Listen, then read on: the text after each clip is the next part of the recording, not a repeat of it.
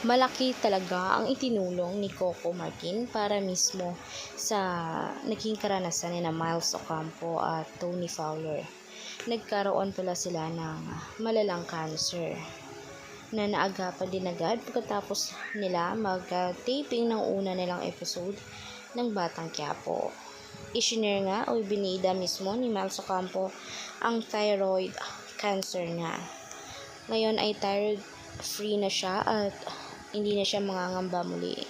Medyo kinakapos nga ang hininga niya noong nagtipon pa siya ng Batang Quiapo. Kaya nga naman na doon pa lang nalaman na ni Coco Martin na kailangan ni Miles na mabigyan ng atensyon at mismo ni na Tony Fowler hindi sila healthy.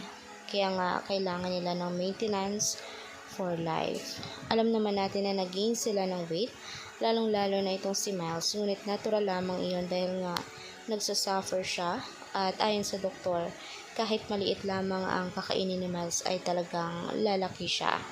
Lolobo talaga ang kanyang katawan. Kaya ngayon, kailangan niya ng mag-ingat at kahit minsan ay pinagtatawanan siya, pero palaban pa rin si Miles. Alam namin na makakayanan mo yan at sana muli kang makabalik sa Batang Quiapo.